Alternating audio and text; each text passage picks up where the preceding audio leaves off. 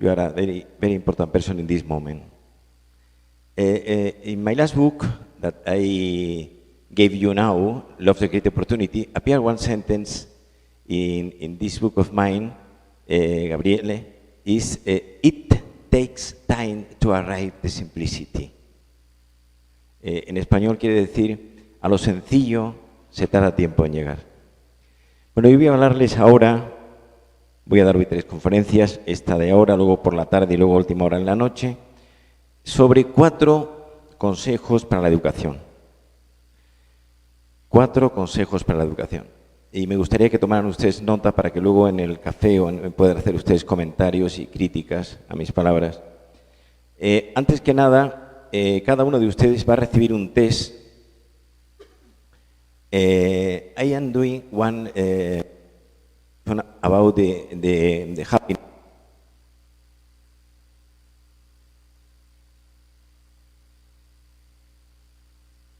¿Aló? We are using in our team one test from the art professor of the University of Oxford, the United Kingdom, about the happiness. Es un test diseñado por un profesor de la Universidad de Oxford, con el que he estado en algunas ocasiones. El test tiene 29 preguntas, valoradas de 0 a 4, y hay que poner en la parte de arriba 5 cosas. Esto es anterior a que empiece mi conferencia. Edad, sexo, estado civil, nivel profesional o de estudios y self-evaluation. Nota que cada uno se pone en el test sobre la felicidad. 0 es suspenso, no está muy infeliz, y 10 es felicidad máxima. ¿Alguna duda? Lo van a ustedes ir haciendo, no sé si que dediquemos 5 minutos o al final. Casi estoy pensando, lo hacemos al final. Bien. Pues entonces, ¿hay alguien que no tenga el test? A ver, aquí, en la segunda fila, hay una persona que no tiene.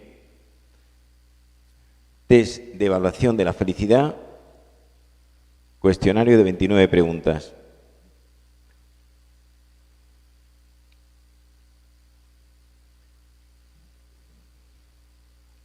Bien, yo voy a iniciar mi exposición y va a ser la siguiente. Primero voy a hacerles a ustedes unas definiciones sobre lo que es la educación. Yo soy catedrático de psiquiatría y psicología médica, son 2 asignaturas que se dan en la Unión Europea. Psicología médica es una asignatura que se da en segundo de medicina y psiquiatría se da en quinto o en sexto, según los distintos currículos académicos. Yo doy clase en Madrid.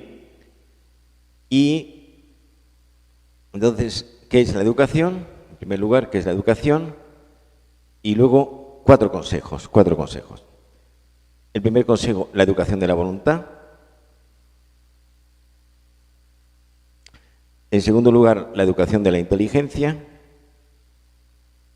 En tercer lugar, la educación de los sentimientos y la sexualidad, all together, todos juntos. Y en cuarto lugar, la educación de la espiritualidad. Bien, vivimos tiempos confusos. Acabo de estar hace 15 días en Londres, he estado 5 días en la capital del Reino Unido, en una conferencia internacional sobre mis temas de psicología y psiquiatría, y el mundo está apasionante como nunca y terrible como siempre. Los 2 médicos que más han crecido en los últimos años en Estados Unidos y en Europa son el psiquiatra y el cirujano estético. Yo soy hijo de psiquiatra, tengo 2 hijas, una psiquiatra y otra psicóloga, y el psiquiatra era, en la época de que yo era un pequeño estudiante de medicina, mi padre era el decano de la Facultad de Medicina donde yo estudiaba, el psiquiatra era el médico de los que estaban mal de la cabeza, los que estaban locos. Incluso todavía, en gente que no tiene formación psicológica, dice, fíjate que ha tenido que ir al psiquiatra. El psiquiatra en Estados Unidos es el médico de cabecera. Todo el mundo va al psiquiatra. La gente, cuando yo doy clase en lengua de Nueva York, que es una universidad, aparentemente la segunda universidad de Nueva York, cuando llegas a Estados Unidos, sobre todo Nueva York, que es la capital del mundo, y nos guste o no, la gente te pregunta, ¿tú eres psiquiatra, psicólogo, psicoanalista, psicoterapeuta? La gente sabe mucho de eso, porque todo el mundo va al psiquiatra. Y el cirujano estético. La mujer que hoy se lleva es como el Real Madrid de hace 3 temporadas, sin delantera, sin defensa y sin centro del campo.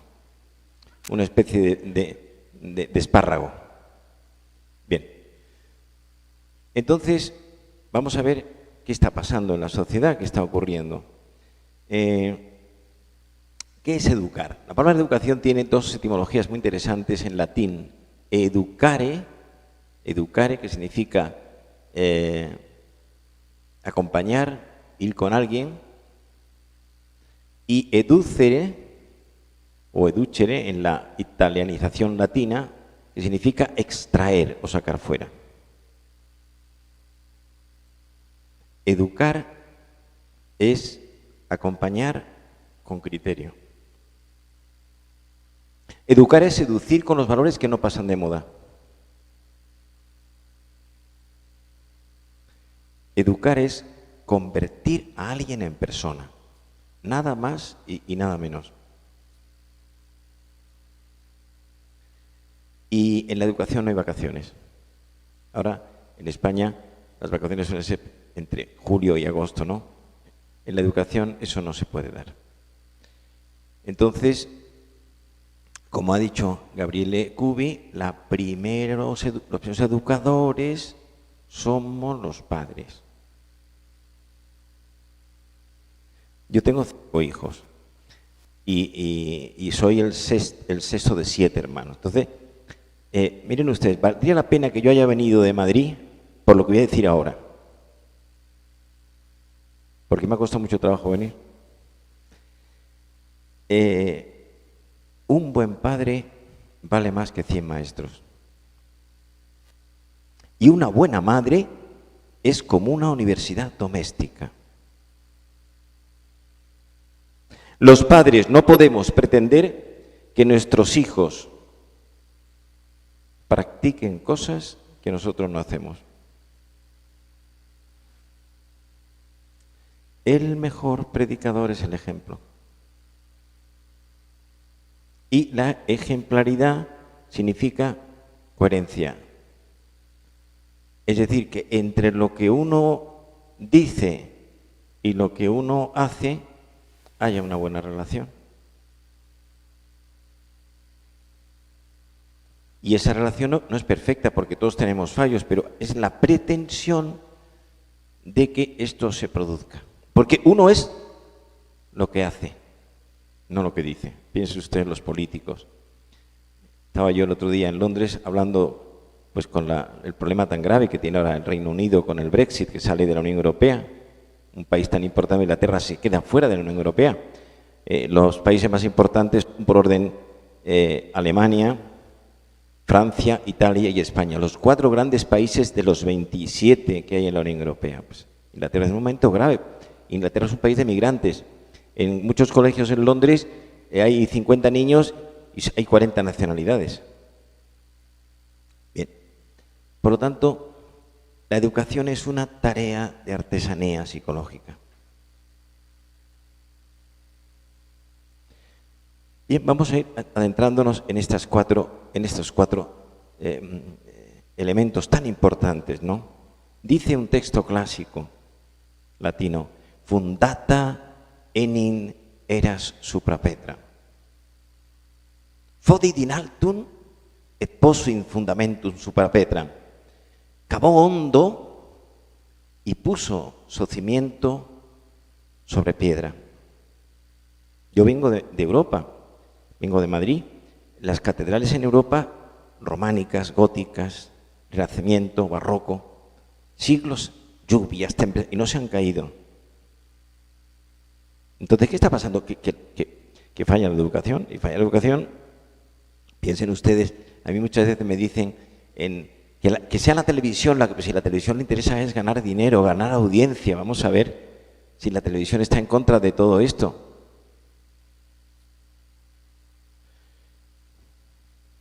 Bien, educación, primer consejo, educación de la voluntad.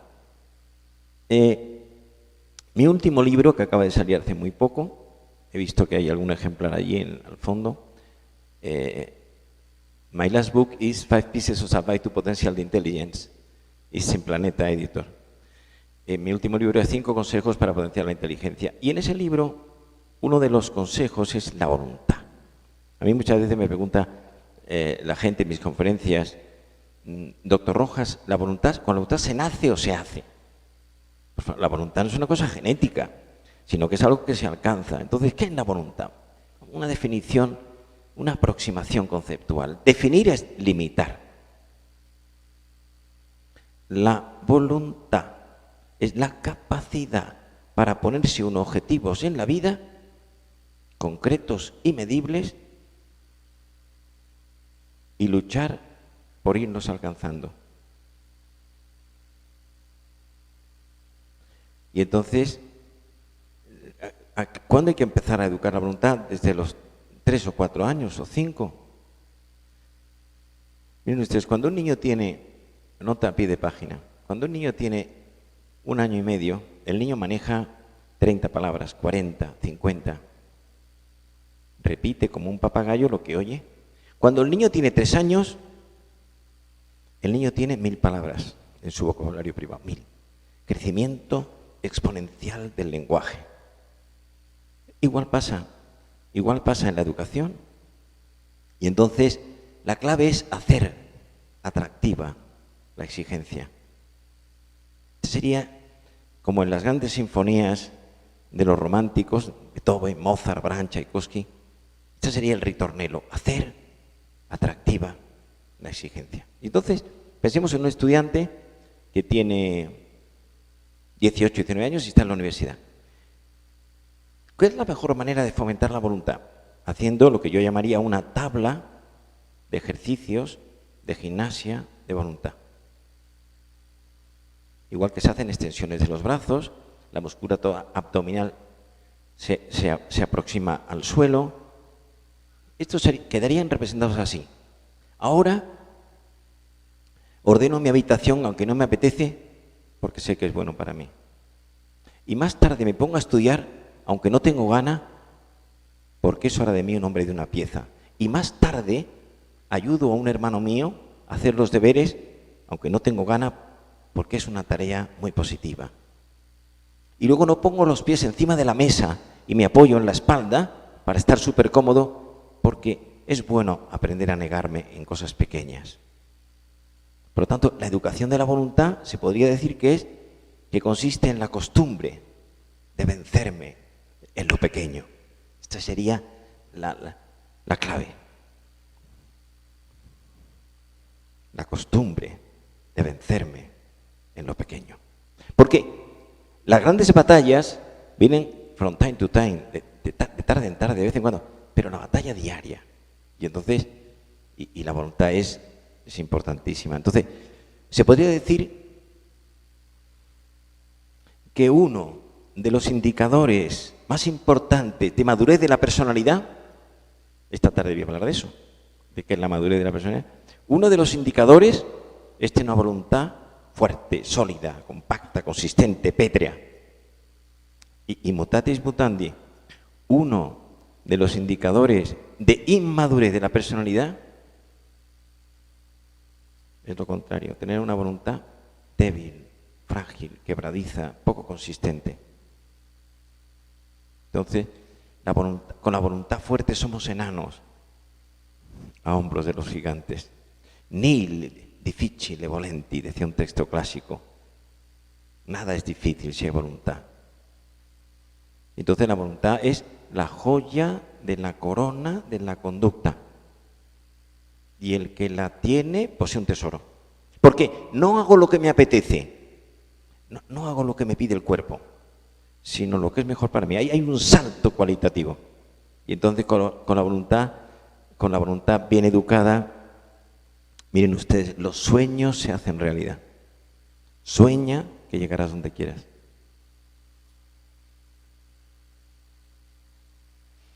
Pues el edificio personal tiene en la voluntad una solidez extraordinaria. En segundo lugar, la educación de la inteligencia.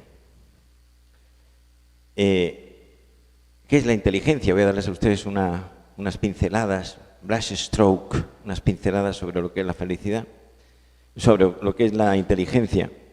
La inteligencia es capacidad de síntesis. Inteligencia es saber distinguir lo accesorio de lo fundamental.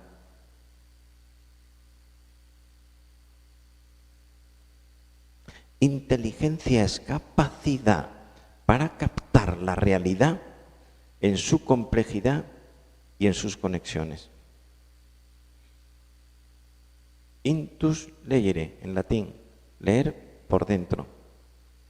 Y entonces la inteligencia daría una definición inspirada en el computador. La inteligencia es la capacidad para manejar información remota y reciente y dar respuestas eficaces.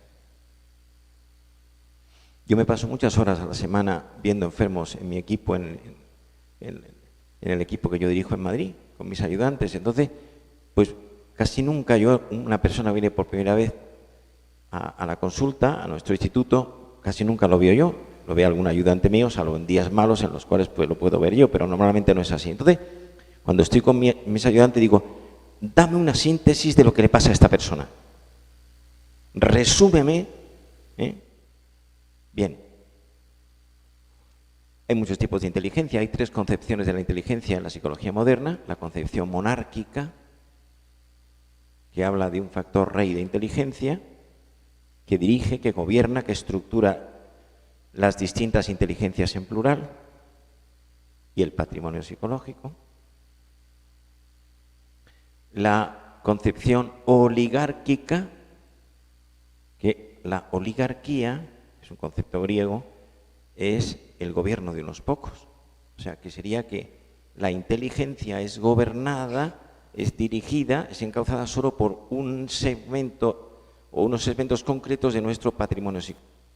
Y la tercera concepción monárquica, oligárquica, la tercera es la democrática, que es a la que yo me ascribo, que es que según el momento y según las circunstancias, unos elementos de nuestro patrimonio toman el mando y otros pasan a segundo plano.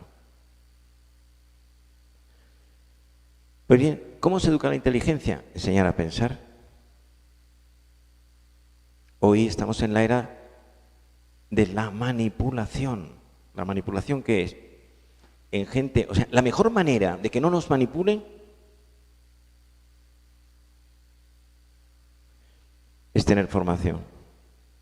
Qué importante es la lectura, qué importante. Estaba yo hace un mes en Guayaquil, hace un mes en Guayaquil, 2 días y medio, y explicaba yo esto y me impresionó mucho. Quise comprar un libro de Juan José Olmedo, el aeropuerto de Guayaquil lleva ese nombre, un gran poeta ecuatoriano.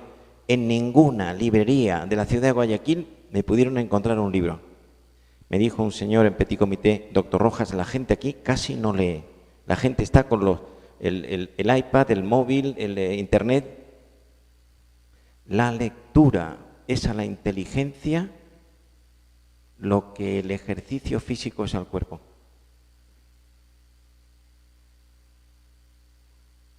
Yo tengo en mi casa de Madrid 8.000 libros. Cuando yo me muera, pues probablemente se lo regalaré al Ayuntamiento de Madrid, porque 8.000 libros, tengo una gran biblioteca. Media vida mía está allí metida en los libros, la lectura.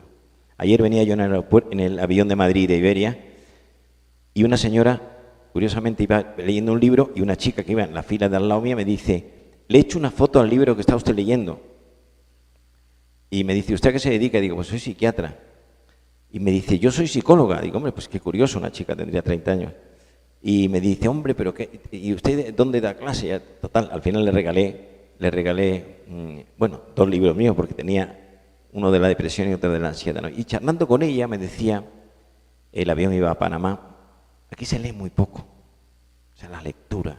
Para leer hace falta apagar el celular, apagar Internet, apagar la televisión. Y los que quedan, que son los aristócratas, los que tienen categoría, los que van a sentar criterio, los que serán líderes, van al libro.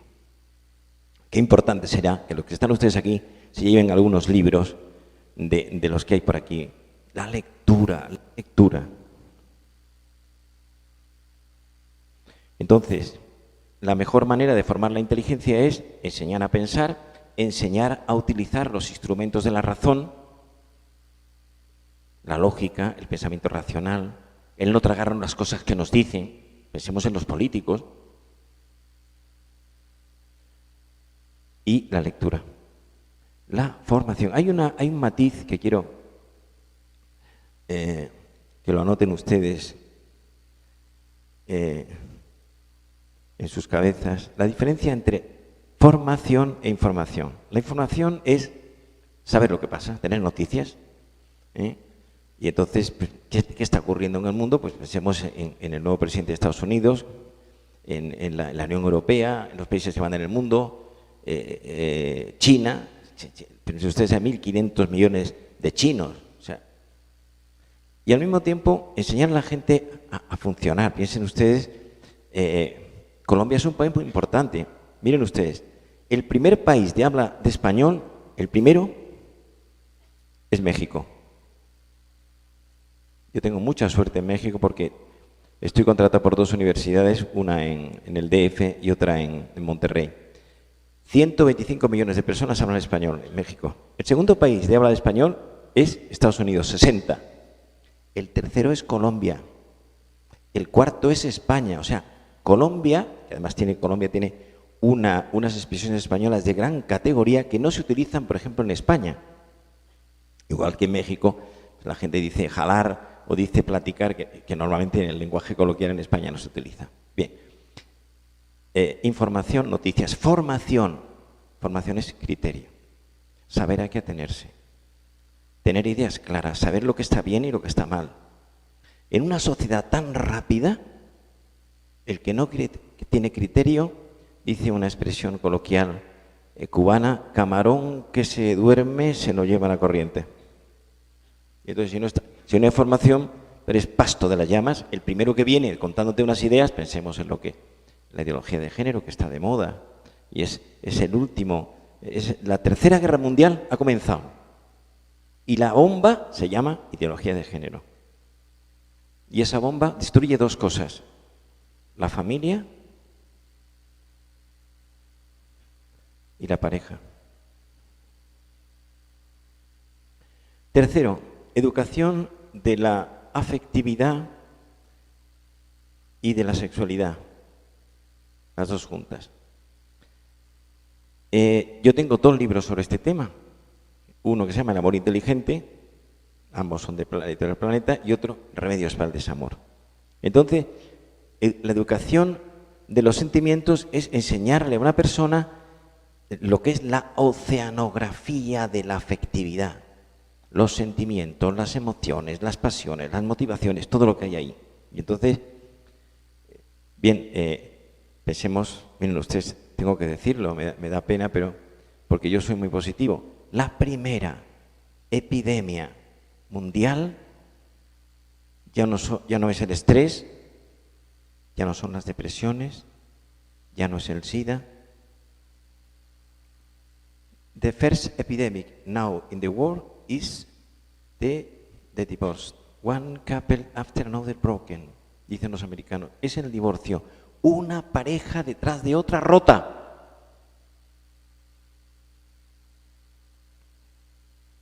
¿Qué ha pasado? No, lo que ha pasado y lo que va a pasar, ojalá no ocurra así, es que falla la base. Falla la base.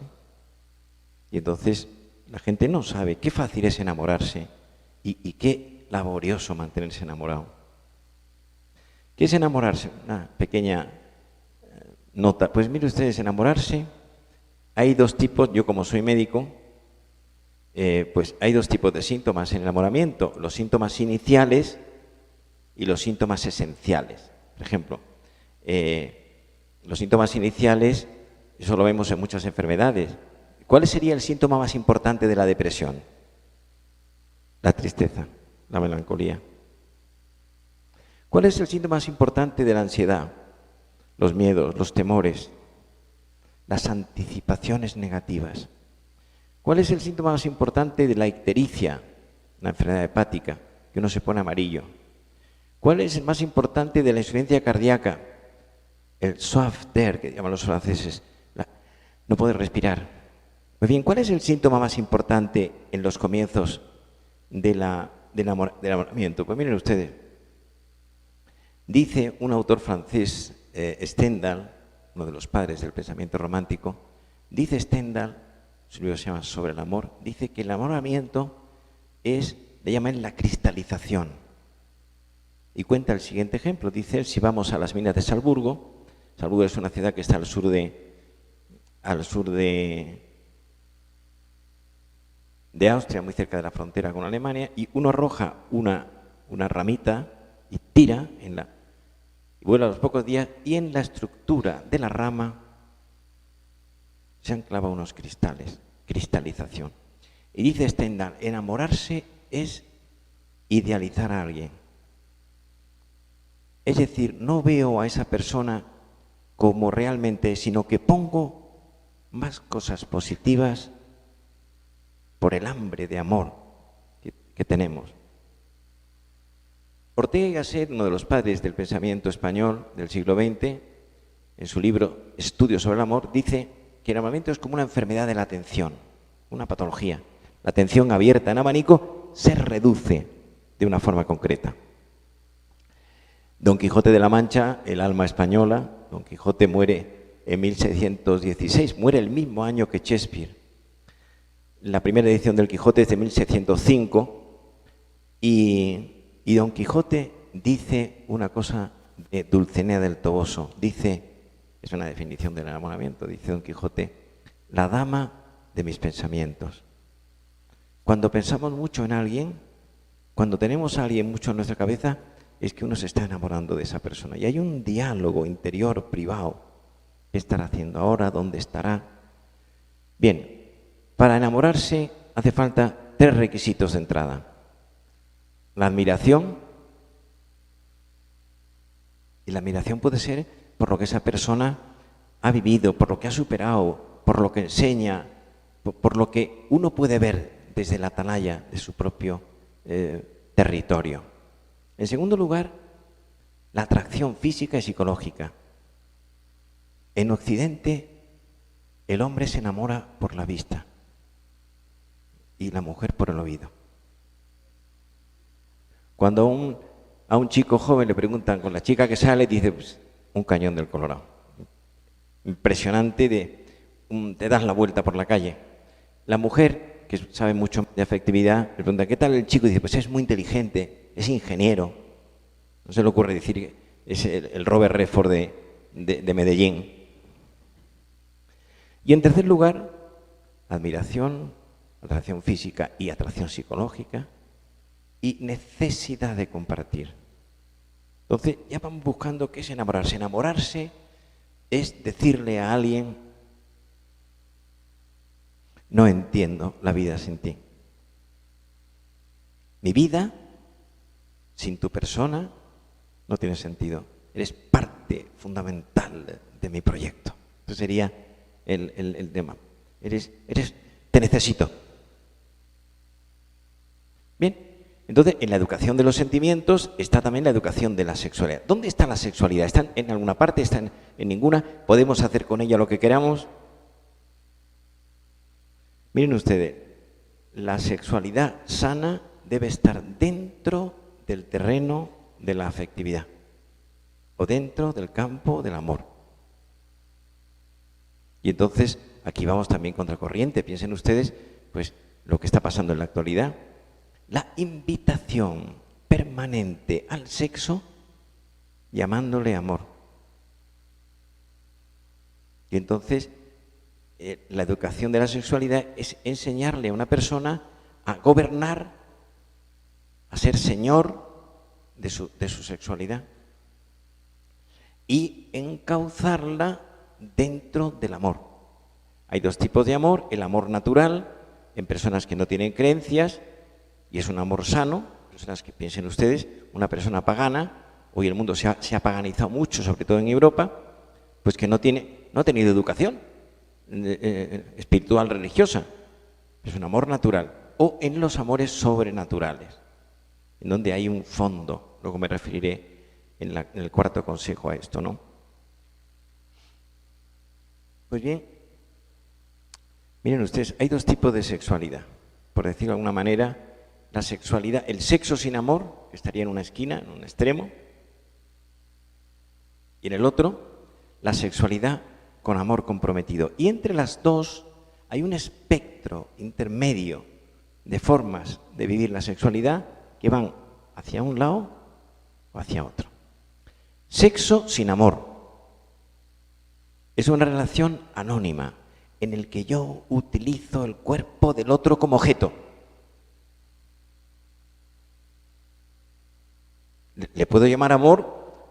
También Fidel Castro decía que había en Cuba democracia. Yo le llamo, decía Fidel Castro, yo a esto le llamo democracia. Bien. Y esta es la primera relación en el que, porque en esta sociedad en la que estamos, muchas veces las personas son utilizadas como si fueran cosas. It's a sexual relation to use and to throw away. Es una relación de usar y tirar. Uso y tiro. Y en el otro extremo está la relación, la sexualidad con amor comprometido, que tiene una nota que se hospeda en su seno, que es una relación íntegra. Esta es una palabra, this is a magical word, integrity. Es una palabra mágica, que significa que es una relación que es física. El pene penetra en la vagina, se produce la cópula, la unión conyugal, pero no se queda ahí. En segundo lugar, es una relación psicológica, en donde dos psicologías se cruzan con todo lo que significa la percepción, la memoria, el pensamiento, la inteligencia, la conciencia, la fe, un manual. En tercer lugar, es una relación espiritual, en el sentido grande de la palabra. Aunque no sean personas con creencias, nosotros no somos animales que se aparean en el campo. Y en cuarto lugar, es una relación histórica. Dos biografías se cruzan. No es una relación solo física. Miren ustedes, muchos manuales de educación sexual se le caen a uno de las manos cuando ve que toda la educación sexual es cosa de anatomía. Postura sexual, y qué pena da eso. Ni tampoco es una relación solamente psicológica, propia de gentes que saben mucho de conducta. Tampoco es eso. Ni tampoco es una relación espiritual en el sentido que es para gente que está por encima del bien y del mal. No es eso. Ni tampoco es una relación biográfica. Es todo junto, sumado y a la vez. Es una gran sinfonía. Entonces, la primera es una relación cuerpo a cuerpo. La segunda es una relación de persona a persona. Nada más y nada menos. Y en la segunda, esta relación te ayuda a crecer como ser humano. Nota a pie de página. Miren ustedes, el mayo del 68 francés, del que Gabriel Lecouve cita en su libro al principio, La revolución sexual, el mayo del 68 francés tuvo como padre fundamental a Freud, Sigmund Freud. Freud muere en Londres en 1935 y decía que la neurosis era una enfermedad que se producía por la represión sexual y que si tú reprimes la sexualidad te conviertes en neurótico. Decía Freud. Su hija, Ana, que muere en 1982, su casa en Londres está en el barrio de Hampstead, en un sitio muy bonito. Dice su hija, en el año 70 y tantos largo, dice su hija, yo no me explico cómo mi padre, que era su maestro, menos en esto, decía que la neurosis se producía por la represión sexual cuando hoy ella hablaba cerca del año 1980, cada vez hay más liberación sexual y cada vez hay más neuróticos. De hecho, la pornografía empieza en Estados Unidos en 1973. Bueno, pues la paternidad del mayo del 68 francés son Freud, que sexualiza la neurosis, Mao Zedong, con el libro rojo,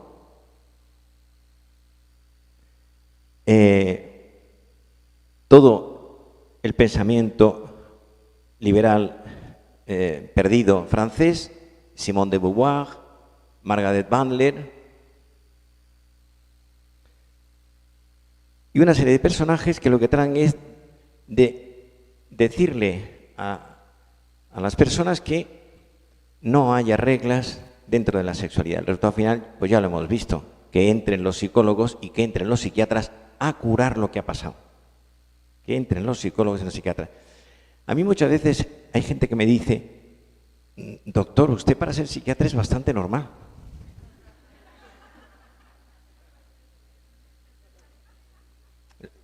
Le voy a contar una anécdota que me pasó la primera vez que fui a dar clase a Nueva York.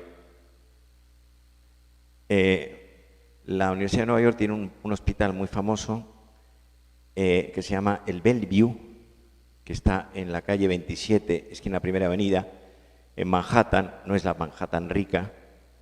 Y cuando llegué, llevaba un par de días en el hospital, yo había estado, los americanos, como ustedes saben, se dedican a estudiar pues la punta del micrófono, las patillas de las gafas, no toda la totalidad de las gafas. Bueno, y estuve unos días en el departamento de vomitadoras crónicas, que son las pacientes anoréxicas cuyo principal síntoma es que vomitan.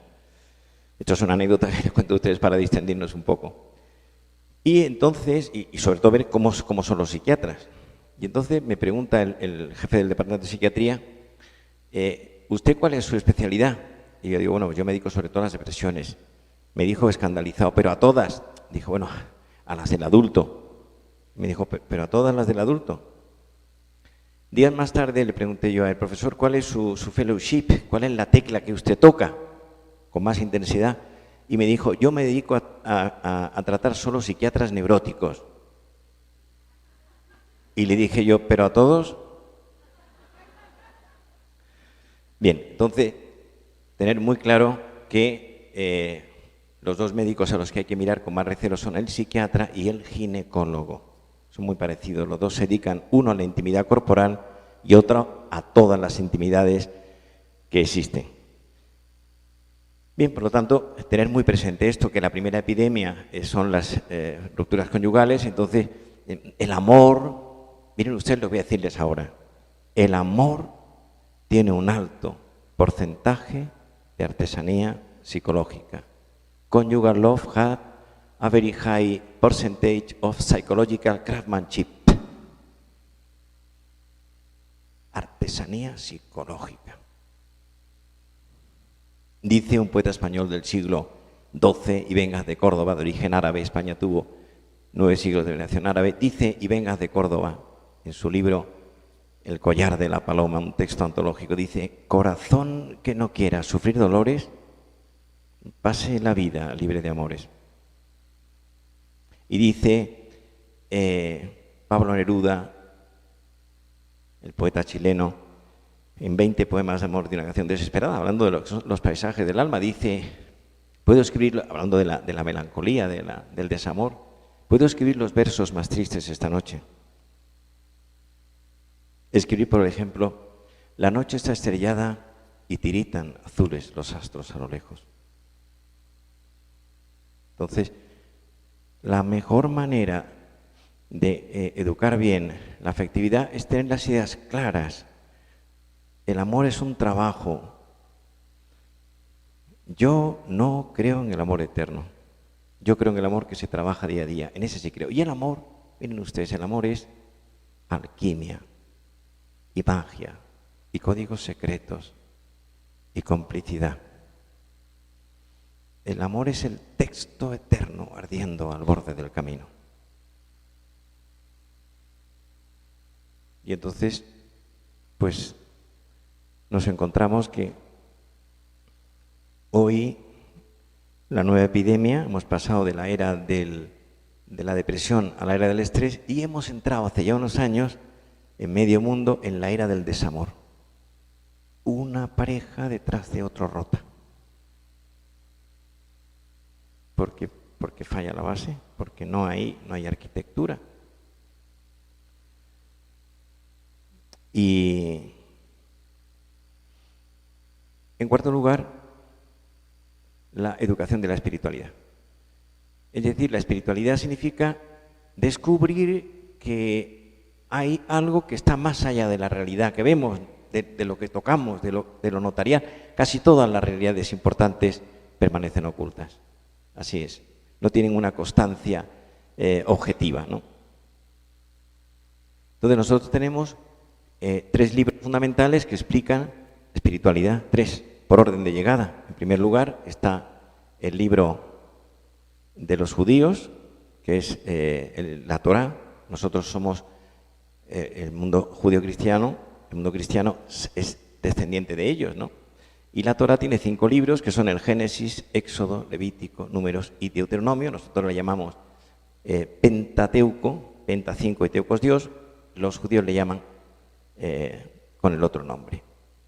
Y en segundo lugar tenemos el Evangelio, el segundo libro que explica la vida de Jesús de Nazaret, contada por 4 periodistas: San Mateo, que era inspector de Hacienda, que era recaudador de impuestos; San Marcos, que era el amigo de San Pedro; San Lucas, que era el amigo de San Pablo, San Lucas era médico; y San Juan, que era el más pequeño, el más joven. Y cada uno da una visión distinta de aquel personaje que existió. Saben ustedes que uno de los grandes historiadores de su tiempo, que era pagano, Flavio Josefo, dice, existió una persona, Cristo, que murió crucificado y que realmente pues era un personaje que armó mucho ruido. O sea que, digo, para los no creyentes existió como realidad histórica. Y en tercer lugar está el Corán. El Corán es el libro del siglo VI después de Cristo, que dice la tradición que Mahoma recibió una inspiración de un arcángel y dictó ese libro a un amanuense. Mahoma era analfabeto y dictó este libro que fue copiado en tablas de arcilla, en hojas secas de palmera y en huesos de camello. Yo con el Quijote hago lo que se puede hacer con esos 3 libros. Yo tengo bastantes Quijotes en mi casa y de vez en cuando lo abro por la mitad, lo que sale, ¿no? Entonces, Don Quijote está con Sancho Panza en las bodas de Camacho, fueron tratados a cuerpo de rey, y dice Sancho Panza, la mitad del refranero español es de Sancho Panza, es de Cervantes. Dice Sancho Panza en las bodas de Camacho: amigo que no da y cuchillo que no corta, aunque se pierda no importa. Y entonces yo hago lo mismo con estos 3 libros. Cojo la Torá, la abro y nos encontramos con la historia de José. José, el 11º hijo de Jacob. Jacob tiene 12 hijos: Rubén, Simeón, Leví, Judá, José y Benjamín. De ahí viene el Benjamín de la familia. Y fue vendido por envidia, por sus hermanos, a una caravana de ismaelitas que venían de Galad, que traían sedas, tragacantos y resinas. Fue a casa de Putifar, la historia es Génesis capítulo 37 o 38, 39 por ahí. Lo pueden ustedes encontrar si tienen interés, porque el texto merece la pena. Y la mujer de Putifar se enamoró de él lo rehusó, ella lo denunció y fue a la cárcel. Y en la cárcel descubrió los sueños de los coperos y de los panaderos de una forma increíble. Freud habla de José, porque decía Freud que la manera de profundizar en el subconsciente es la interpretación de los sueños. Bueno, pero a lo que voy. Pasan años, viene la pobreza, los años de escasez en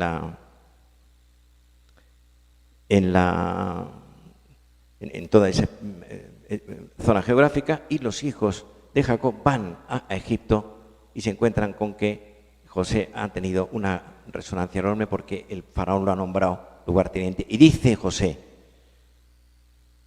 no es literal. El perdón es superior al odio y a la venganza. Tiene superioridad. Perdonar y olvidar. La felicidad no te pide página. La felicidad consiste en tener buena salud y mala memoria. Cogemos el Evangelio y se abre al azar, como el Quijote, y de pronto nos encuentra que Jesús de Nazaret pasa por un sitio donde una mujer había sido sorprendida en adulterio. En la ley mosaica estas mujeres morían lapidadas. Le preguntan a Jesús, ¿tú qué dices? Y cuenta el texto que Jesús escribía con el dedo en el suelo. Muchas veces se pregunta a la gente, ¿qué estaría escribiendo? Y le insisten y dice, el que esté libre de pecado, que tire la primera piedra. Ahí queda eso. I raise my case, dicen los ingleses. Ahí queda eso. Y el tercer libro es el Corán, que es un libro muy sabio. 1.100 millones de personas más o menos siguen el Corán. En este momento, en París, la primera religión ya no es el cristianismo, sino es el mundo musulmán. En París, ahora. Abrimos el Corán y le preguntan a Mahoma, ¿a cuál de tus 3 hijos quieres más? Y dice Mahoma, al pequeño hasta que crezca, al enfermo hasta que cure y al viajero hasta que vuelva. La espiritualidad, el sentido de la vida, de dónde vamos, a dónde venimos, qué significan las grandes alegrías, las tristezas, las penas. Toda la filosofía nace a orillas de la muerte. La filosofía es meditación sobre la vida. Y entonces, si no tenemos un sentido espiritual de la vida, pues estamos perdidos, estamos desorientados, como está parte de la sociedad actual, está desorientada. Una anécdota antes de terminar. Yo tengo pasión por una catedral que hay en Castilla, al norte de Madrid, que es la Catedral de Burgos. La Catedral de Burgos, como casi todas las catedrales importantes europeas, pues tiene 5 siglos. Tiene una planta románica, el románico es del siglo IX al XII. Tiene una planta gótica, el gótico es del XII al XV. Tiene mudéjar, de influencia árabe. Tiene renacimiento, tiene barroco, el barroco es del siglo XVI-XVII. Pues bien, la anécdota es la siguiente, en relación con este cuarto punto de la espiritualidad. No pierdan ustedes el hilo. Los canteros que hicieron el final de la Catedral de Burgos en el siglo XVI labraron las blondas de piedra de la parte alta de la catedral de una forma extraordinaria. Muchas gracias. De una forma extraordinaria. Pero lo interesante es que esa parte tan bonita de la catedral no se ve desde abajo. Hay que subirse a la parte alta de la ciudad para contemplarla. Operaminit sicut dominum et non hominibus. Aquellos hombres trabajaron para Dios, no para los hombres, porque desde abajo no se ve. La obra bien hecha permanecerá. 5 siglos tardaron en hacerla. Esto es la espiritualidad, en un sentido profundo de la vida. Bien, se ha dicho muchas veces que la felicidad se encontró en un hombre que no tenía ni camisa. Dice Don Quijote, la felicidad no está en la posada, sino en medio del camino. La felicidad es una forma de entender la realidad. Voy a terminar con un texto del Talmud, que es un libro de tradición oral recogida por los viejos rabinos europeos. Y la anécdota es la siguiente. Estaba yo hace unos meses en Madrid, en una celebración judía. Tengo un amigo que es judío sefardita y su hija celebraba el Bas Mitzvah, que es el paso de la pubertad a la adolescencia. Yo siempre apunto, cuando voy a algún sitio, apunto todo. Yo llevo una agenda donde será raro yo que en un día normal no apunte 4 o 5 cosas, ¿no? Y estamos en la celebración, es en un sitio en el Madrid antiguo, en un cul-de-sac, una calle, una zona muy mala, y el rabino coge y dice, le voy a citar a ustedes un texto del Talmud. Y dice el texto, el hombre fuerte es el que gobierna sus pasiones. El hombre rico es el que está contento con lo que tiene. El hombre sabio es el que aprende de todos con amor. Y el hombre honrado es el que trata a todos con dignidad. Muchas gracias.